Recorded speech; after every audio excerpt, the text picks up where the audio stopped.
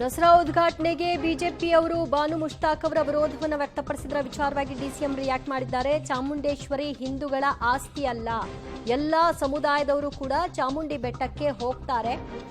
ದಸರಾ ಉದ್ಘಾಟನೆಗೆ ಬಾನು ಮುಷ್ತಾಕ್ ಆಯ್ಕೆಗೆ ಬಿಜೆಪಿಗರು ವಿರೋಧ ಮಾಡೋದ್ರಲ್ಲಿ ಅರ್ಥ ಇಲ್ಲ, ಅವರೆಲ್ಲದರಲ್ಲೂ ಕೂಡ ವಿರೋಧ ಮಾಡ್ತಾರೆ ಅಂತ ಬೆಂಗಳೂರಿನಲ್ಲಿ ಡಿಸಿಎಂ ಡಿಕೆ ಶಿವಕುಮಾರ್ ಪ್ರತಿಕ್ರಿಯೆಯನ್ನು ಕೊಡೋ ಮೂಲಕವಾಗಿ ಚಾಮುಂಡೇಶ್ವರಿ ಹಿಂದೂಗಳ ದೇವತೆ ಅಲ್ಲ, ಎಲ್ಲಾ ಸಮುದಾಯಗಳ ಹಬ್ಬ ಇದು ಅಂತ ಹೇಳಿದ್ದಾರೆ. It is the government decision. We have called and we have invited. Dasara is being celebrated by all sections of the society. Banu Mushtaq Chamundi ಬೆಟ್ಟ ಹತ್ತಬಾರದು ಅಂತ ಶೋಭಾ ಕರಂದ್ಲಾಜೆ ಹೇಳಿದ್ದಾರೆ. ನೋಡಪ್ಪ, ಚಾಮುಂಡಿ ಬೆಟ್ಟ ಚಾಮುಂಡಿ ದೇವರು ಎಲ್ಲ ಧರ್ಮದವ್ರಿಗೂ ಇದೆ, ಹಿಂದೂಗಳ ಆಸ್ತಿ ಏನಲ್ಲ. ಎಲ್ಲ ಸಮಾಜದವರು ಚಾಮುಂಡಿ ಬೆಟ್ಟಕ್ಕೆ ಹೋಗ್ತಾರೆ, ದೇವರಿಗೆ ಪ್ರಾರ್ಥನೆ ಮಾಡ್ತಾರೆ, ಅವ್ರ ನಂಬಿಕೆ.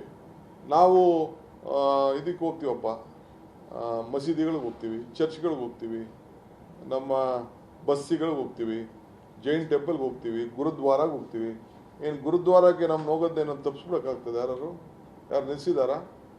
ಹಿಂದೂ ಟೆಂಪಲ್ಗೆ ಅವ್ರು ಬರೋದಕ್ಕೆ ಏನಾದ್ರು ನಾವು ತಪ್ಪಿಸಿದ್ದೀವ? ಏನಿಲ್ವಲ್ಲ. ಯಾರು ಬೇಕಾದ್ರೂ ಹೋಗ್ಬೋದು, ಯಾರು ಮಾಡ್ಬೋದು. ಈಗ ಎಷ್ಟೋ ಜನ ಹಿಂದೂಗಳು ಮುಸ್ಲಿಂ ಆಗಿ ಕನ್ವರ್ಟ್ ಆಗಿಲ್ವಾ? ಅವ್ರ ರೀಜನ್ಗಳು ತೆಗೆದುಕೊಂಡಿಲ್ವಾ? ಕ್ರಿಶ್ಚಿಯನ್ಯಾಟಿ ತೆಗೆದುಕೊಂಡಿಲ್ವಾ? ಕೆಲವರು ಹಿಂದೂಗಳ ರಿಲಿಜನ್ನ ಇವರು ಮುಸ್ಲಿಮ್ಸ್ ಅವರು ಪ್ರಾಕ್ಟೀಸ್ ಮಾಡ್ತಾ ಇಲ್ವಾ? ಬೇಕಾದಷ್ಟು ಉದಾಹರಣೆಗಳಿದೆ.